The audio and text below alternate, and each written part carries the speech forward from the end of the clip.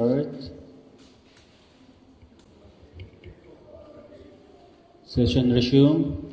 Committee hearing of the Committee on Budget, Appropriation, and Finance is now called to order. First of all, mapagpalang umaga na pintas nga bigat. Makasang nga frugal talitang naming. Welcome po sa ating review of the budget for the fiscal year 2026. May we recognize our committee sec to please acknowledge our visitors today's hearing po. Thank you, Mr. Chairman. Una sa lahat, good morning po. Gusto natin i-acknowledge ang presensya ng ating mga employees under the Office of the Mayor. Una, si Sir Angelo Peralta, Budget Sports Coordinator, Sir O.G. Ibarra, Tourism Officer, Ma'am Apple Abrujena, our PESO Officer, Ma'am Raina Apostol, our Labor Employment Officer, Ma'am Jessie Santos from Menro, and also the presence of our members of the Sangguniang Bayan, SB Edwin Esteban, SB Bobot Bawa, SB Albino Puntapay, and our ABC President, Barangay Captain Rodrigo Pascual, and of course our Committee Chair, SB Banjo Adon, and our Municipal Vice Mayor, Attorney Harold Crispicio. Thank you, Honorable Barangan. So, again, welcome po sa ating committee hearing ng budget review for the fiscal year 2026. Unahin po natin ang Office of the Sports, our Sports Coordinator, Sir Angelo Peralta. You're recognized, sir. Thank you, Mr. Chair, SB Banjo, and your co-chairman, SB Arnor Barangan. Sir, I want to acknowledge our Municipal Vice Mayor, Honorable Attorney Jerry Harold Crispicio, sir, and the other SB members with here tonight today, Honorable Domingo Bawa, Honorable Situto Esteban, and Honorable Tony Apostol, sir. Good morning po sa ating lahat. In line with the Local Government Code, RA 7160, the code grants LGU the General Welfare Clause allowing them to undertake community-level sports. So, in the annual budget of 2026, we appropriated the amount of 1 million pesos for the allocation of sports development PPAs.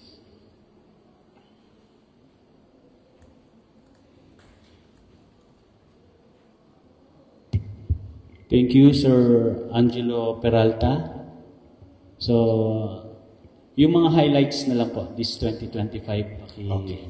So, the PPAs that been conducted in the year 2025 are the basketball 3v3 program, which highlighted the midget division and junior division. And the info of ng program nito is to elevate yung ating mga grassroots na mga bata, kasi masyadong limited ang mga programs para sa kanila. Mostly nila sa different programs and sport programs and na open sa mga is mostly is in college and senior level.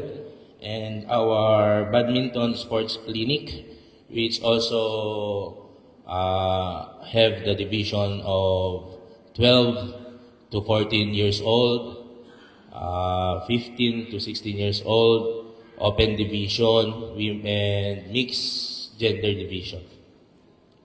That's all po. Thank you.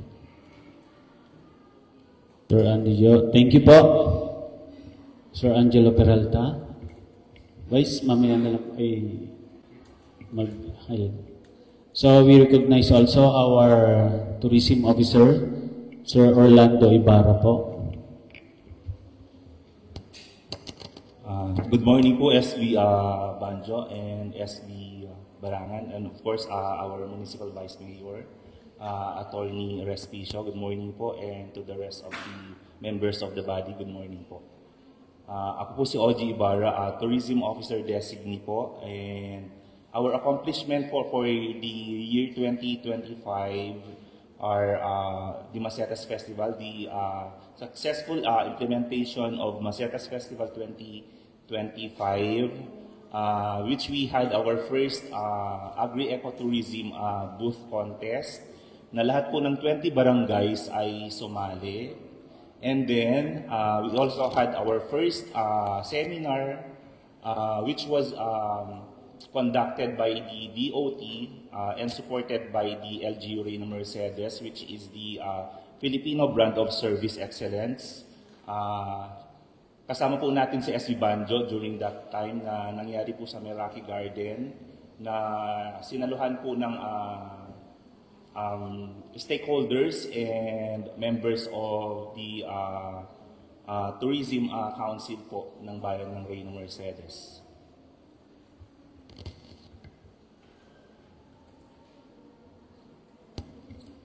Thank you, Sir Orlando Ibarra po. Next, for our PESO officer, ma'am, we recognize our PESO, Ma'am Apple Abrojena po. You are recognized. Good morning po sa ating lahat, especially po sa ating chairperson for today, Honorable Paulo Adun, co-chair SB Arnold Barangan, and of course our Honorable Vice Mayor Sir Harold Respicio, at ganoon din po sa ating mga SB members na narito ngayon, SB Esteban, SB Bawa, SB Albino, SB Apostol, our LNB President, Sir Pascual, and of course sa aking mga kasama na kawani ng gobyerno. Good morning po sa ating lahat. Para po sa PESO or the Public Employment Service Office, ang mga accomplishment na nagawa po natin ay for this year ay nakapagpatupad po tayo ng mga DOLE programs sa ating bayan. Specifically, meron po tayong TUPAD, SPES, GIP, livelihood, and at the same time, nakapag-conduct din po tayo ng ating local recruitment activity and special recruitment activity. Yun lamang po. Maraming salamat. Thank you, Ma'am Apple Abrojena, our PESO. Next is our municipal metro designee, Ma'am Jessie Santos po. You are recognized. Good morning po sa ating lahat. Menro is under Mayor's Office. Proposed budget for 2026 is 500,000 and dito po naka-budget yung weekly garbage collection po natin. Ayun lang po. Thank you, Ma'am Jessie. Next is our Leo. Isa lang po sila, okay? Pero we acknowledge the presence po ng ating Ma'am Rina Apostol po. So, sa ating po mga kasamahan sa konseho, baka may mga question po tayo or any comment? You are recognized, Honorable Salvador Apostol III. Konti lang po ito. Thank you so much, Mr. Chair. Good morning po sa ating lahat. Gusto ko umpisahan with yung isa sa mga sub-offices natin under the Mayor's Office, which is the Sports Development. Ang ating designated dito na coordinators, Mr. Jello Peralta. Sir Jello, napansin po natin sa mga pagkandak natin ng different sports activities dito sa Reyna Mercedes are more on the ball games like basketball. Meron din tayong volleyball. At yung ating sports clinic on badminton and tournament din. Ako.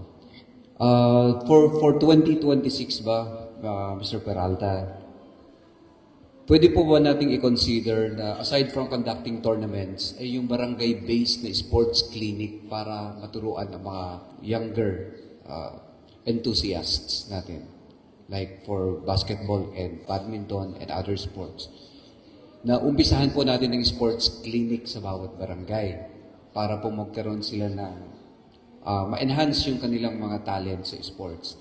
And then kapag naikutan na natin lahat ng sports clinic, tsaka tayo mag-conduct ng tournament para makita natin kung gaano kahusay, gaano ka-epektibo yung ginawa nating clinic sa bawat barangay.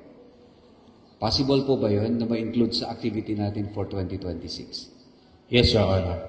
Okay. And aside from that, aside from basketball, volleyball, and badminton, pwede din ba tayo mag-isip ng iba pang mga sports activities na pwedeng ma-introduce para naman po ma-benefit din or ma-enjoy din ng mga non-ball game enthusiasts ang iba't ibang sports like table and board games? Possible ba yun? Your Honor, the LGU Sports Development is nag-i-start po tayo lagi under the CEF program, which is the CEF funding is mandatory to allocate sports activity, and it's called school-based activities, in which na-emphasize po lahat ng sports. Then from that, we are considering the clinics from different barangays, like you said, sir. And in the past years, we've conducted also regional chess activities and regional taekwondo activities, that other kind of sports beside the ball games. And it's maganda pong base level ang ating school levels going to area meet, regional meet, and to palaro and national levels. Yeah. Nabanggit mo rin lang yung regional chess tournament, the first ever. Andun kasi kami, SB Banjo and I were there sa chess tournament. Actually, hindi na nasundan yun, no? Pero isa sa mga napag-usapan with the event organizers that time ay yung ma-organize din yung chess club in Reyna Mercedes para matapos yung regional chess tournament, pwede magtuloy-tuloy pa rin. Kasi nakitaan natin na marami pala from Reyna Mercedes ang mga galing sa chess. Yes, sir.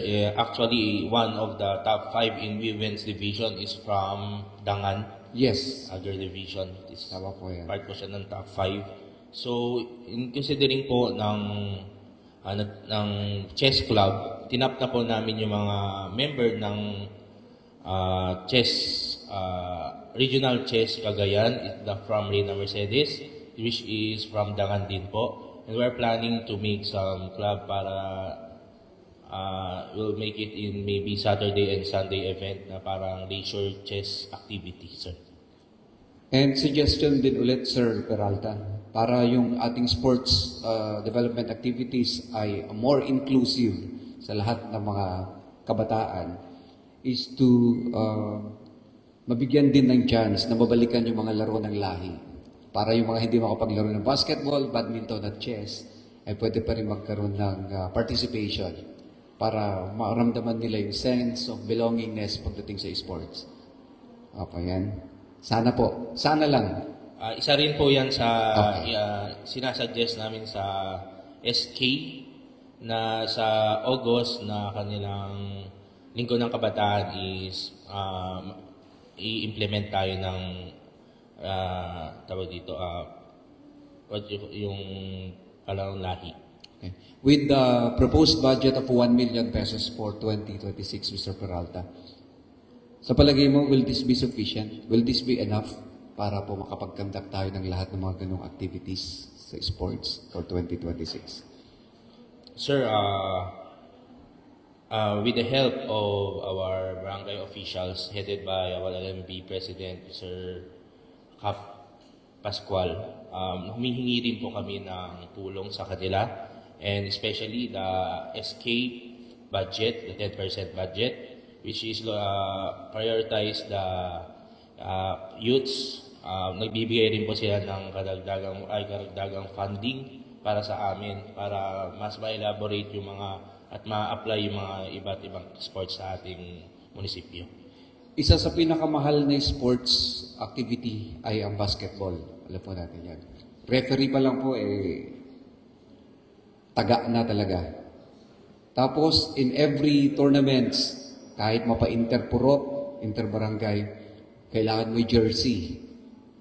At nakikita po natin yan dahil kaliwat kanan, kabi-kabilaan ng mga tournaments. Hindi po natin pwedeng gawin na parang, hindi naman centralized, but in coordination with your office and sports development, pagdating sa mga ganitong bagay, organize natin yung season kung kailan dapat nagkakandak ng tournaments. Pag barangay fiestas, may tournament. After ng barangay fiestas, December may tournament. Summer break, may tournament. Hindi ba natin pwedeng i-centralize ito? Kasi meron tayong organized dito na association ng mga referees. Ina-credit natin sila last time actually. At sila din mismo ay nag-go-organize na ng mga events ng mga pa-basketball. Kahit na walang fiesta, kahit hindi Christmas season. Ano ang pwedeng gawin ng Sports Development Office para maayos natin yung ganito na hindi yung biglang sulpot na meron isang sports activity na inorganize ng private groups. Sir, about dun sa pagsulpot ng mga sports, commonly po in annual basis, nagkakaroon po talaga tayo ng isang basketball and volleyball tournament. Either lumalabas po siya ng Mayor's Cup or December League. Kasabay po nun is yung ating badminton tournament. In case naman, based naman po doon sa sinasabi nating pagbayad sa mga referee na mahal, I would like to distinguish the factor that ang mga amateur athletes natin ngayon is nag-evolve na po. By the way po na nag-evolve na ating mga amateur athletes is open na po kasi ang data streaming, lahat po ng social media. So lahat po ng professional na napapanood nila is madali lang po nila i-cope sa kanilang mga sarili. Especially po yung mga trainings, professional trainings, coaches tactics, lahat po yun na ano. So kami naman po, habang sila po ay nag-e-evolve, kami naman po dapat sa Sports Development Office ay kailangan din po sumabay sa kanila. In a sense po na lahat po ng mga kukunin namin referee, management, dapat po is well-trained and to be professional, sir. Okay. Usually po yung mga kinukuha nating team to manage yung isang tournament. Ito po ba yung ating accredited na Volleyball and Basketball Referees Association of Reyna Mercedes? Yes, Hindi ba tayo pwede makipag-tie up sa kanila na total may partnership sila with the LGU ay may special consideration pagdating sa fees? Yes, sir. Nagsisend na po sila sa amin ng mga fees. And those fees are, example is when it's in local level, in barangay level lang, yung mga purok na tournament, yung fees po nila hindi po parang around dun sa fees na binabayaran natin in inter-barangay tournament. At mas matataas naman po pag sa mga inter-town levels. And dun sa mga referees association po natin na from Reyna Mercedes, isa rin po sila sa in part sa mga nagtitake na pumipito sa game natin na ongoing ngayon, sir. Maraming salamat, Mr. Peralta. Mr. Chair. Yes, Honorable Salvador Apostol III. Thank you, pa. Vice. You are recognized, Honorable Vice Mayor Attorney Harold Respicio. Alright, thank you so much, gentlemen and ladies, for coming here sa pagdulog sa aming imbitasyon na pumunta kayo ngayon dito, ngayong araw na ito para ipresenta ang budget ng Mayor's Office ng ating bayan. Maraming salamat po sa pagpresenta ninyo in detail ng mga items na hinihingi natin para pagkagastusan natin sa susunod na taon. At ngayon pa lamang po, gusto ko po kayong ibid ng good luck para po maganda ang pag-implement natin ng mga bagay-bagay na ito next year. Gusto ko lamang pong tanungin ang ilang mga bagay na malalaki ang halaga. Usually, kapag more than 1 million, try ko lang pong i-discover kung ano yung nature nila, kung reasonable po ba yung amount. Alright? Mag-start po tayo dito sa item ng fuel, oil, and lubricants expense in the amount of 3.2 million. Pwede po ba tayo magbigay ng explanation bakit 3.2 million yung ating appropriation for fuel, oil, and lubricants para sa mga kotse?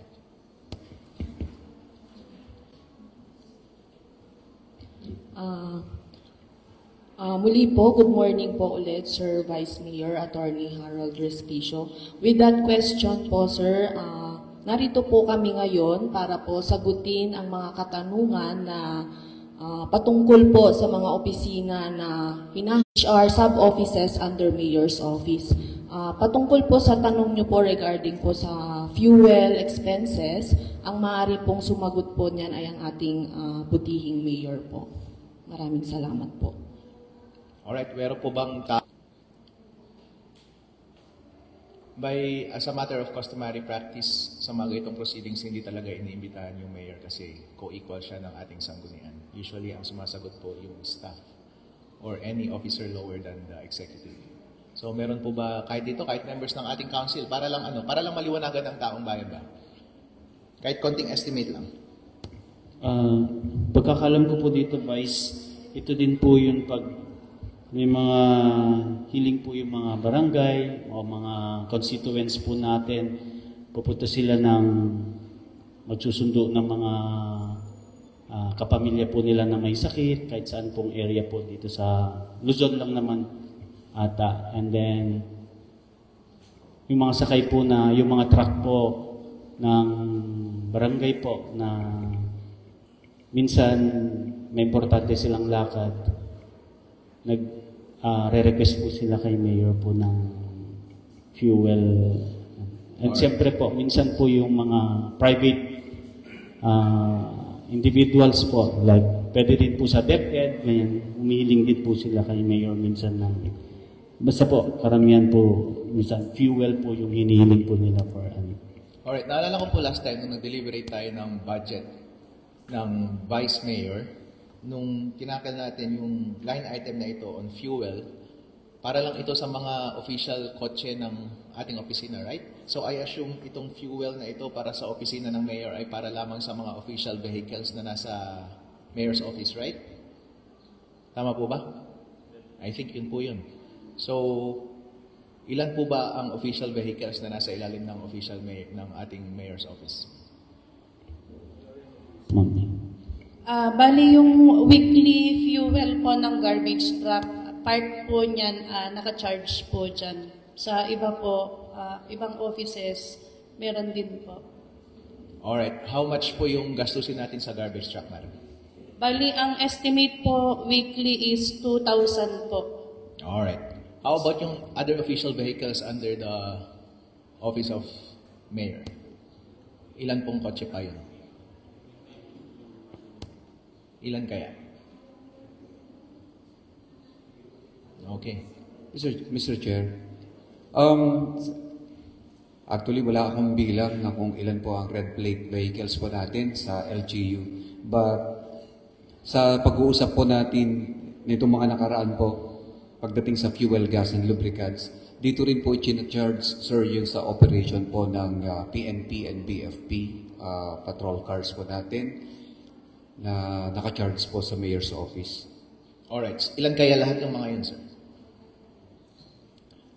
Lahat po ng vehicles ng PNP at saka yung BFP po natin at ibang mga barangay vehicles, yung mga trucks po natin ng mga barangay kapag ginagamit po, sir, sa official business po. Kasama yung trucks ng barangay, sir?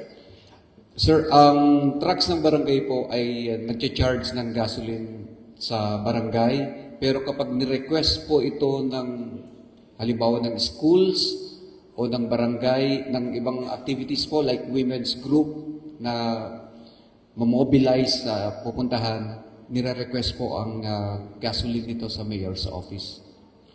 So we mean to say, sir, yung mga official vehicles ng PNP and BFP and yung mga barangay vehicles, wala silang separate appropriation for their own fuel? Ang PNP and BFP, sir, wala po silang MOOE. Kaya po naka-request po ang kanilang fuel sa mayor's office, Mr. Vice Mayor. Alright. Well, that's a nice context, sir. Kasi if we compute yung 3.2 million divided by 365, that's around 8,000 in fuel expenses per day. And say 1/3 of that is for lubrication and other maintenance fluids. sabihin natin around 5,000 yung ating capacity for fuel. So if we explain that marami talagang vehicle, not only yung personal official vehicle ng mayor na ginagamit niya personally or ng kanyang staff, but including yung mga police, fire trucks, garbage trucks, they could very well spend around 5,000 in fuel a day. Alright, that sounds reasonable. Alright. Okay, punta po tayo sa isang item sa electricity expense po. Magkano po ba, ano yung mga buildings na pinagkakagastusan natin ng electricity dito sa ating bayan? 6 million.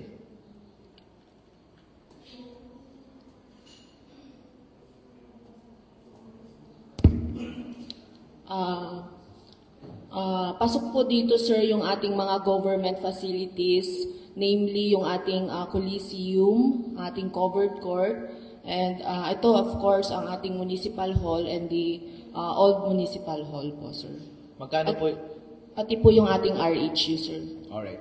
Would you tell us, madam, kung magkano po yung estimated na monthly electricity expenses ng bawat nung 4 na or 5 buildings na yun na nasabi ninyo? Siguro po, sir, ang tamang tao po na sasagot niyan is yung mga nasa accounting office po. Alright, wala ba tayong kahit na sino dito na pwedeng mag-explain para matapos na po tayo dito? Kailangan lang talaga nating pagdaanan. Ang purpose lang po ng ating questions ay ma-explain lang in more detail yung mga bawat line item. Let's just do our best na makapag-venture ng sagot. It sounds reasonable naman. Even if sa aking part, they already sound reasonable, it pays to endeavor to explain them to the public. Kasi the amounts are big. So, a more detailed explanation is warranted. If you could just give the best estimates, please. Pagka sa MDC meeting po namin, Vice, minsan nare-report po sa engineering, maabot po tayo ng 500 to 600,000 po, including the facilities po natin. Pati po yung street light kasama po dyan. Pati street lights? Yes, Vice. Kaya nag-ano po tayo ngayon, nag-land tayo for the solar hybrid po natin na 110 kilowatts para ma-supplyan po natin at mabawasan po yung, hopefully, ma-install pa ng 2026 po yung hybrid solar natin. Alright, sounds reasonable, sir. If we divide 6 million divided by 12, that's around 500,000 per month. And already this municipio, from yesterday's hearing, we were told that each month we spend around 200K in electricity expenses here. And sa old municipio ata, meron kayong 80 kilowatt hour na ano doon. So we would assume na mga around 150 doon. Already that's 350. So you include pa the electricity expenses ng RHU, ng street lights, and ng dalawang court facilities, sports facilities. They could very well expend around 500,000 in electricity expenses every month. So the 6 million is reasonable. Alright. Okay. O dito naman po, ano po yung saklaw ng other general services na line item that amounts to 6.8 million?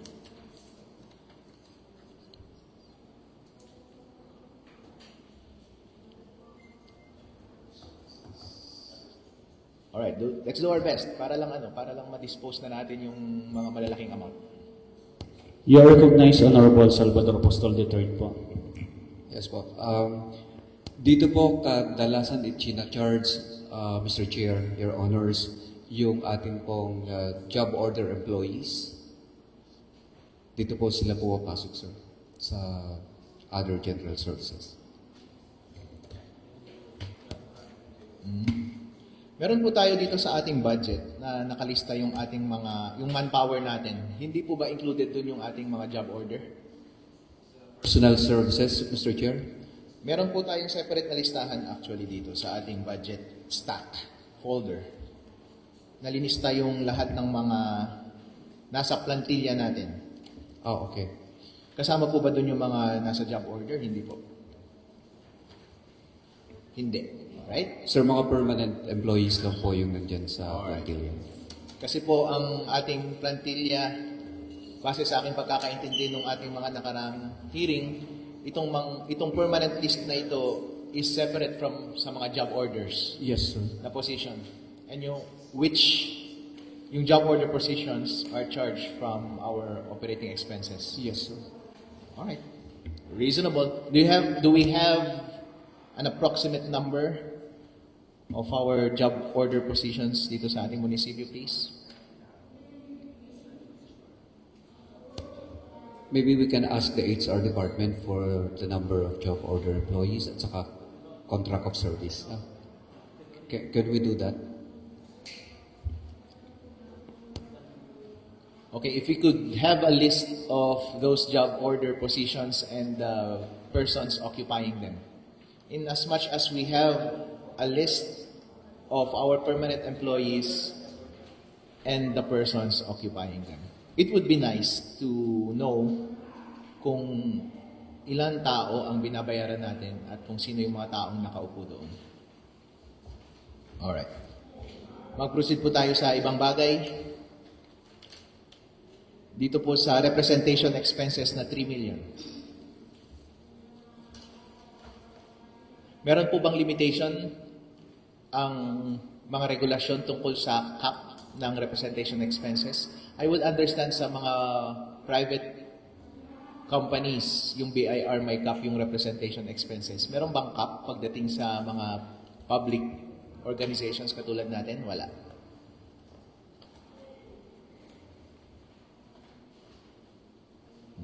Alright. Okay. Pwede bang mabigyan natin ng context ng 3 million na ito? Paano natin gagastusin yung 3 million para sa representation expenses?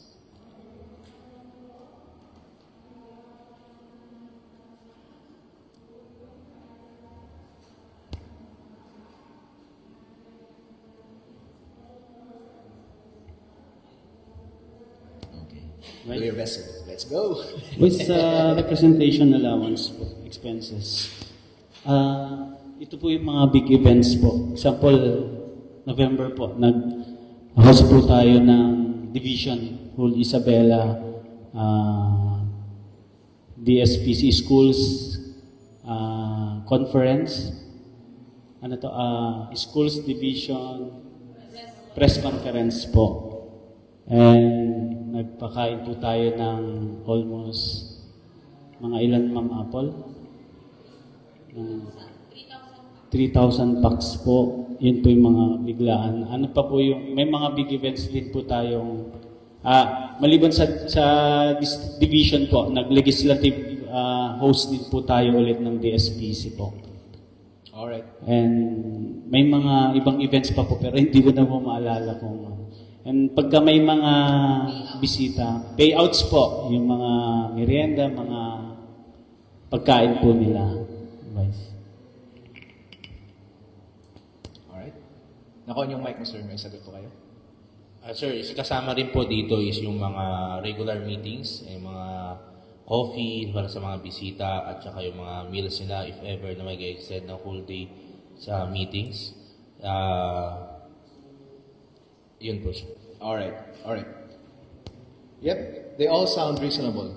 Sa private practice, sa private companies, kapag representation, usually kapag nakipag-meet ka or nakipag-network ka, nakipag-meet ka sa outside parties, government people, because you represent the company, meron kang deal na gustong i-strike.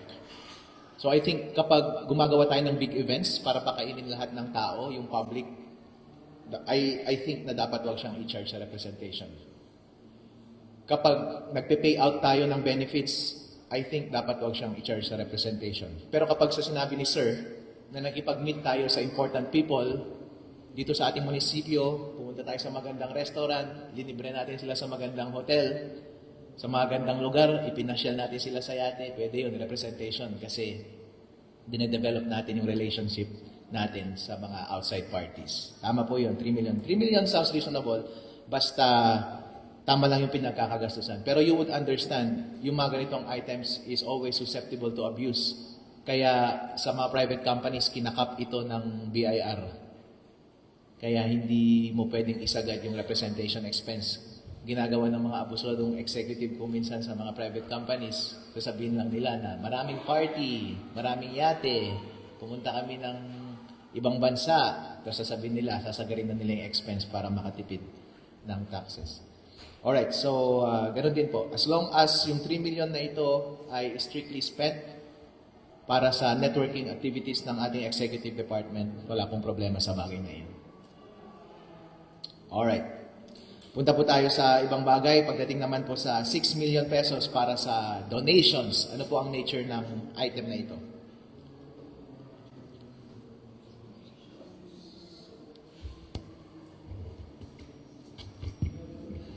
Maliban po kasi sa AIX po na nare-receive from MSWD, meron din pong financial assistance na separate galing po sa Mayor's Office. For instance po, pag may mga cases po na sobrang malalaki po yung mga bills like hospital bills, medical expenses, kapag hindi po kayang i-accommodate lahat ng MSWD and other agencies, pwede din po manggaling sa Mayor's Office, sir. Alright. Meron po ba tayong data from 2025 ng nagastos natin in terms of donations? Para lamang po ma-justify natin sa public na worth it na mag-set aside ng 6 million for anything. So, baka gusto nating ipakita sa kanila yung performance natin pagdating sa bagay na iyon. Ilan ang natulungan natin, anong nature ng tulong na ibigay natin at magkano po? Meron po ba tayong data pagdating sa bagay na iyon? Sir, please give us time po to have our summary. Meron po kaming logbook sa opisina. Bigyan niyo lang po kami ng panahon para po ma-prepare po ito. Thank you po. I would appreciate it, Madam, sana that you endeavor to give your best answer right now. Kasi yun po ang purpose ng hearing natin ngayon. As you would understand, lahat po ng members ng council and committee ngayon are being cooperative sa mabilisang pagpasa ng budget na ito. And you were invited precisely, and we thought that you were the best people who would give context sa mga line items na ito. As you would understand, it is a matter of concern on our end. It's our duty na mag-elicit ng best information and justification sa bawat line item. So kung kaya nyo na pong ibigay yung information ngayon without having to look at your notes, ibigay nyo na po kasi I would understand na kayo mismo yung nag-i-implement ng mga programang ito. Even if you close your eyes, you would know at least approximately kung magkano yung nagastos ninyo, ano yung natulungan ninyo, ano yung nature ng tulong, anong extent.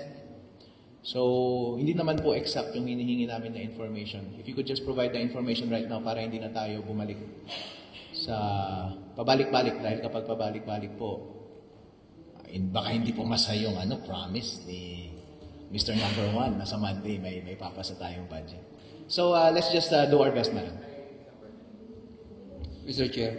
Mr. Apostol, sir. Yeah, if we can give them at least 5 minutes po siguro para masilip sa budget office of the status ng current donations fund natin. Because this was the same question that I asked the MSWDO yesterday sa justification ng 1,500,000 na AIX niya, which she claims to have been exhausted na. Kaya yung mga karamihan sa mga AIX ngayon ay nanggagaling na sa pondong ito, donation. Para at least makita natin baka almost exhausted na rin or malaki pa ang pondo. If you could just give us the figure po as to how much ang status nito, Mr. Chair. So we can proceed lang. Alright. Sige po. Habang kinukuha po yung information tungkol dyan, pwede po ba tayong mag-proceed dito? Last, yung 3.5 million para sa tourism, culture, and the arts. Bigyan po natin ng context kung saan ginagastos tong bagay na ito. Hello, good morning, Vice Mayor, Attorney Harold Respicio. Yung 3.5 po ay intended for the celebration of Bambanti Festival and Masetas Festival po. Ngayon po, ang budget po natin is 3.5. Ang Bambanti po, marami pong sinasaliang activity sa Bambanti. To name po, Miss Win Isabela, and then Agri-Eco Tourism Booth Contest, and then Makan Main contest, and then street dance competition po. Yan po yung magastos na sinasalihan natin yearly sa celebration ng Bambanti Festival po. Go ahead, sir. And then yung sa Masetas Festival, ang budget po natin for this year sa Masetas Festival, sir, is 1.5 po. And then yung 1.5 po for the Masetas Festival, ang plan po kasi namin, gusto namin i-execute or i-implement po yung yearly local version of Bambanti Festival po. So ang ginagawa po namin, nagbibigay po kami ng subsidy, 50,000 sa 20 barangays. That's already a million po sa 20 barangays. Aside from that po, magbibigay din po kami ng tawag nito prizes, kung sino man po yung mga magwawagi. Not just prizes po, yung mga consolation prizes din po, Your Honor. Alright, so around 1.5 million para sa ating Masetas Festival, yes, and 50,000 you give to each barangay para gumawa ng sa kanilang sariling booth. Yes.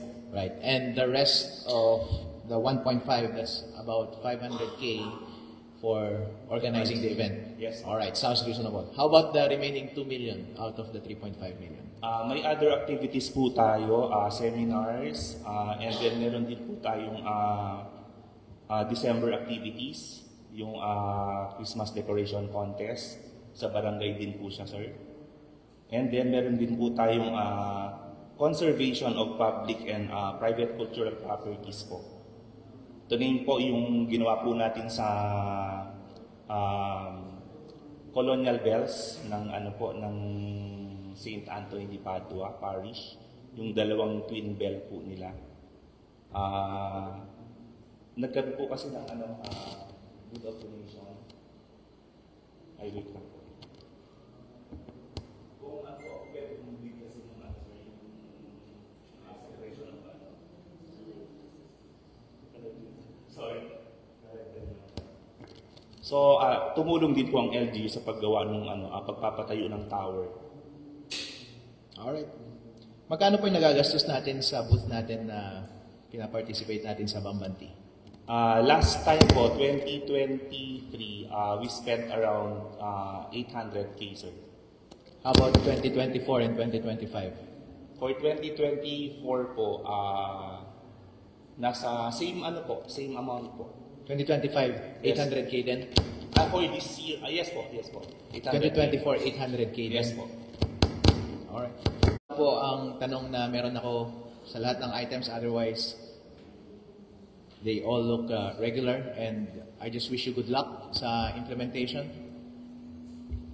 And I think may panahon pa para magtanong yung ating mga ibang kasama. Balikan natin mamaya yung sa donations at yung mga job order kung meron tayong mas detalyadong information tungkol doon. Ito po ang ating mga kasamahan sa konseho po. Our chairman. Wala na po. We were waiting for the yung nag-gather po na data po natin for the donation. You are recognized, Honorable Salvador Apostol Ditoris. While waiting po for the data kinukuha nila, I move for a 5-minute suspension of this hearing. Committee hearing suspended.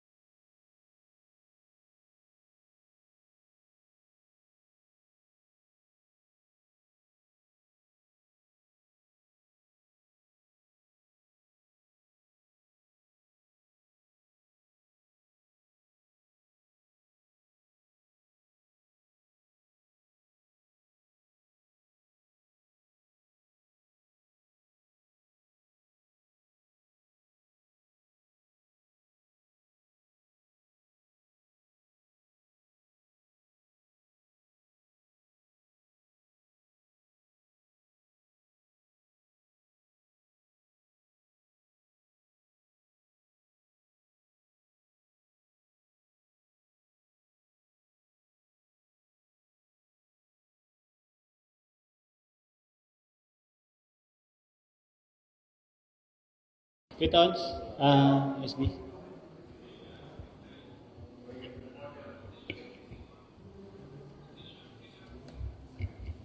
Committee hearing resume.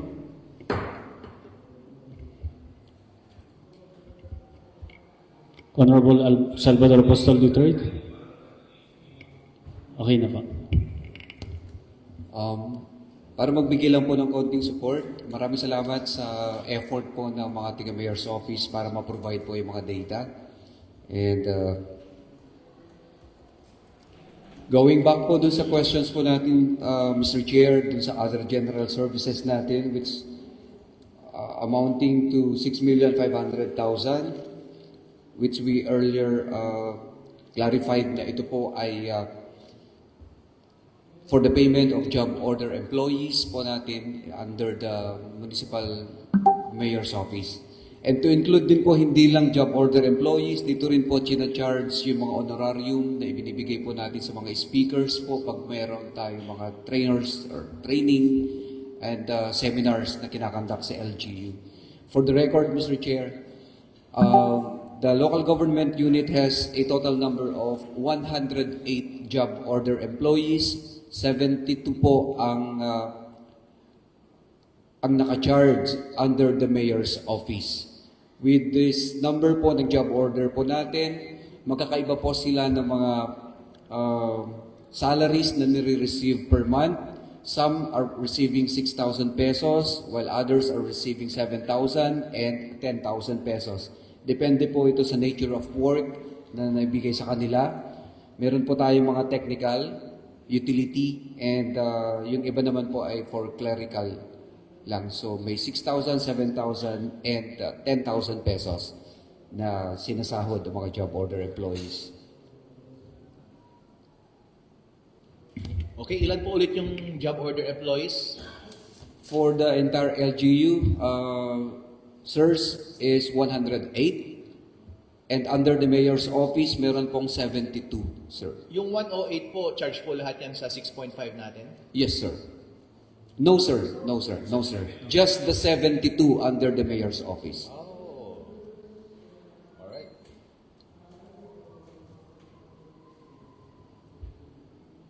Okay. And ano pa po, aside from job orders? Job orders, honorariums po that we give to speakers and trainers kapag meron po tayong kinakandak na trainings and seminars, Mr. Chair. Mga ilan po yung nagagawa natin ganun every year? Is it safe to say that we have around 10 seminars and trainings in a year po na kinakailangan po natin magbigay ng konting honorarium for the speakers? Magkano po kada isang speaker? Normally po, we give around 2,000 to 3,000 per speaker. 2, 3? So around 30,000 a year? Yes, sir. Alright, not very significant. But it's alright. So if we have 72 job order employees under the municipal mayor and we say on average they get 70,000 per month, you multiply that by 12, that would equate to around 6 million. So 6.5 is just a good number to answer for our job orders under the office of the mayor. Do we have a list of those people, sir? Para lang may official copy tayo. In as much as we have the official copy ng lahat ng mga official permanent employees sa ating munisipyo, para hindi tayo pagbintangan na meron tayong ghost employees. We can provide the list of job order employees sa LGU upon request from the HR department, Mr. Chair. Alright, nice one. Alright, lastly, the 6 million donation, sir. The 6 million pesos donation okay, sir. Ang status po ng ating donation fund under the Mayor's Office for 2025 ay meron po tayong 1,947 clients served under the Mayor's Office na naka-avail po ng assistance from the donations fund, Mr. Chair. 1,947 clients po. How much on average isang client po? Ang base po dun sa explanation ni MSWDO yesterday, the MSWD office can only provide around 1,500 to 3,000 pesos po per client. At kapag medyo 3,000 and above na po, nire-refer na po siya under the mayor's office para po makapag-avail sa donation. So most likely, sir, around 3,000 to 5,000 pesos or more pa po ang naibibigay under the mayor's office per client, Mr. Sir. So if you're telling us na merong around 2,000 na nasa-serve na client per year at binibigyan sila ng around 4,000 na donation, so that would amount to around 8 million. So that's well and above 6 million. So 6 million sounds reasonable. So good luck po sa lahat. Ipagpatuloy po natin ang pagbibigay ng tulong sa ating mga kababayan under the office of the mayor. Yeah, buddy! Everything sounds great. And good luck po sa opisina ng mayor. And para po sa opisina ng vice mayor, na talakay na po natin yun sa nung nakaraang session last time na itemize na rin po natin, na-explain na natin bawat item. Alright, good luck po sa ating lahat. Alright. So, inulit ko lang po, I think yung message ko sa ibang departments yesterday and para sa office ng mayor, ang metric po na inaasahan natin kung maganda po ang performance ng ating munisipyo next year ay kung mamiminimize natin yung mga tao magre-reklamo sa atin. Kasi po, nakikita naman natin na merong mga halaga na nakalaan sa kahit na anong aktibidad or kahit na anong pangailangan nila. Kung nasasagot po natin yung kanilang pangailangan, okay po yun. Ang gusto ko lang pong iwasan is kapag hindi nasasagot yung kanilang pangailangan, maganda po sana ang ating pagpapaliwanag sa kanila. Okay po? Kasi po natatanggap ko po na hindi lahat sila ay matutugunan natin ang kanilang pangailangan. Pero kapag dumating na po tayo sa point na hindi natin matugunan ang kanilang pangailangan, maganda po sana yung customer management natin sa kanila. Kasi po ang main objective natin bilang governors, nag-govern nag-administer ng ating munisipyo ay maging maligaya po ang ating mga customer. Alright po? Ganun po. Gusto ko lamang gawing parallel ito sa mga private businesses, especially kapag isa kang private business, because they pay you money, kailangan mo talagang ibigay yung best service sa kanila. And kapag hindi mo naibigay yung ina-expect nila na service, talagang grabe yung pahirap talaga namin na magpaliwanag sa kanila ng sobra-sobra para hindi sila mag-walk away dissatisfied. Kasi ang gagawin ng mga yan ay magre-review yan online. At kapag nag-review sila ng online, masama na yung reputation mo sa market, hindi na ikaw yung kukunin nila as service provider, pupunta na sila sa competitor mo. So malulugi ka na, wala ka ng negosyo. Kaya napakalaki ang incentive ng mga private businesses na parati na kahit hindi nila naibigay yung inaasahan ng kanilang customer, ine-ensure parati nila na yung customer na yun ay mag-walk away na magaan ang loob at hindi galit sa'yo. Marami pong paraan para magawa yun sa ating mga customer. At naniniwala ako, ganun din po ang pwede natin magawa dito sa ating munisipyo. Hindi po lahat sila ay mapagbibigyan natin. Pero strive sana natin na kapag hindi natin sila napagbigyan, hindi sila umalis na dissatisfied sila sa ating serbisyo. At makakamit natin lahat yon sa pamamagitan ng pag-explain ng mabuti talaga sa kanila. At sa lahat ng pagkakataon ng pag-take ng accountability, kailangan mo rin talagang mag-take ng responsibility sometimes. And kapag makikita nila yung sinseridad mo at matanggap nila na hindi ka naman magician na maibibigay mo lahat ng kanilang wish, tatanggapin nila yon at magiging masaya sila sa pagtatato natin sa kanila. So yun po. Sana yun po ang gusto na kong mangyari sa pag-implement natin ng lahat ng ating programa next year. So, again, ang singular metric ko sa ating lahat kung maganda ang trabaho natin next year is kung wala tayong mga kababayan na magre-reklamo tungkol sa trabaho natin. Alright po? And kapag dumating po ulit yung mga pagkakataon na may magreklamo, mag-strive po kami dito sa council na investigahan na lamang po. Tingnan natin kung totoo bang naubos na yung ating salapi or hindi na natin kaya hindi natin kayang ibigay yung serbisyo sa kanila, or kung meron pa tayong capacity in the form of manpower or financial, ay pwede pa ba nating ibigay sa kanila para lamang magawa natin ang lahat ng ating makakaya para maibigay natin ang best service na pwede nating maibigay sa kanila. Ano po? Alright. So, pagdating sa huli po talaga, kapag may nagreklamo, kailangan nating i-address lahat ng mga bagay na iyon. Alright? Okay, so good luck sa ating lahat. Sana next year, lahat ng mga kababayan natin ay matuwa sa lahat ng pagsisilbi natin para sa kanila. Alright? Alright, good luck po sa ating lahat. Thank you, Apo Vice Mayor Attorney Harold Respicio.